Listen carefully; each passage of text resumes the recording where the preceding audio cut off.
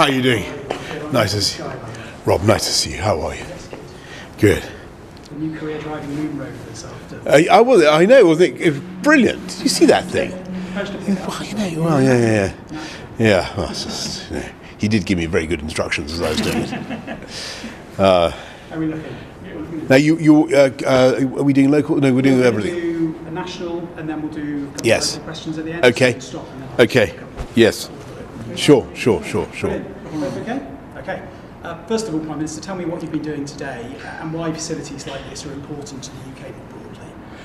I think people just don't realise what an incredible lead the UK has in space technology. A quarter of all the world's telecom satellites are actually made right here in Stevenage. So I've just opened a new facility here where we're hoping that they'll make even more. If you remember, about 18 months ago, the government bought a big share in an operation called OneWeb, which is a load of low Earth orbit satellites, because we see a big future for that technology, big advantages not just for UK PLC jobs and growth across the whole of the country, but it can do a lot of good for humanity as well. I was talking to the president of Malawi, who was saying how they couldn't get good enough ground communications. They needed satellite communications, and could the UK help? And they're building a satellite here that is actually able to measure the biomass of the world's forests, which is something that is going to be incredibly important as we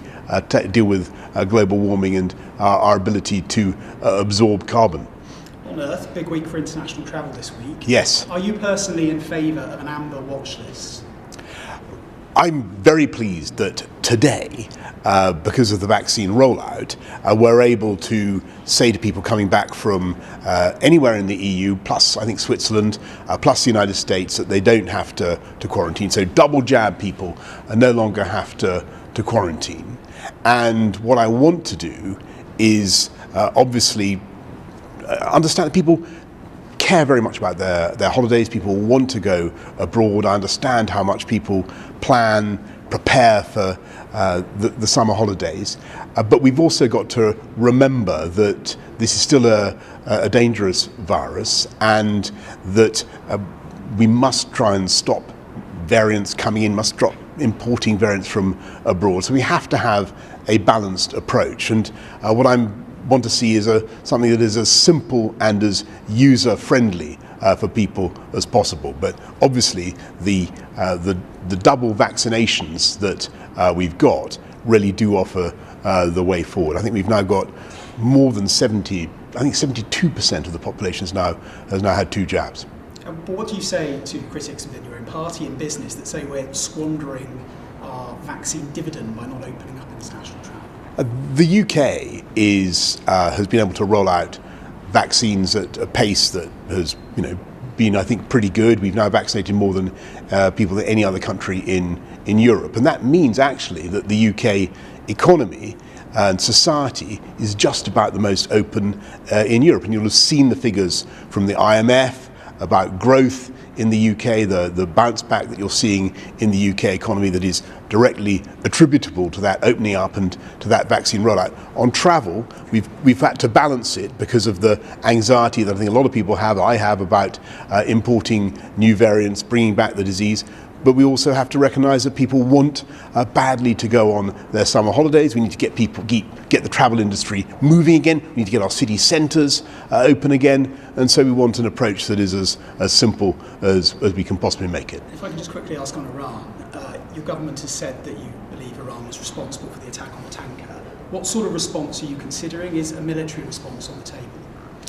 I think that Iran should face up to the consequences of what they've done, accept that the attribution that the Foreign Secretary has made, this was clearly an unacceptable and outrageous attack on commercial shipping. A UK national died. It is absolutely vital that Iran and every other country respects the freedoms of navigation around the world, and the UK will continue to insist on that. So we'll do a couple of regional questions. Sure. Brilliant. Why is a facility like this important for Stevenage, for the area more broadly? And why do you think Airbus has picked this location? this is the historic home of so much UK space activity. I don't think people realise quite what, around the whole of the country, what the role Stevenage has played. This was where Blue Streak was going to be made in the 50s, if you remember, cancelled wrongly, in my view. And now this site that we're in produces 25% of all the telecoms satellites in the world. And I don't think people realise that. Now, what we want to do as the UK government is give that rocket boosters, to pick an obvious metaphor, and advance our lead, extend our lead. So we've invested considerably in the OneWeb low Earth orbit satellite project, which offers real benefits to humanity, but also offers benefits in terms of jobs and growth around the whole of the UK. Under this government, we've now got 2 space ports, one in Newquay in Cornwall, one at Caithness, and this place, Stevenage, is where they're going to be making the payloads that we hope one day will go up from those spaceports. We've also had news about money going into a local film studio as well. Yes. You must welcome that. It's very good news that there's going to be a big new movie studio, film studio at Broxbourne, or Broxy Wood, as I'm sure it's going to be called soon by locals. It's but I think a testament really to the dynamism of the UK creative culture, media sector. People always want to make films in this country, and it's increasing the whole time.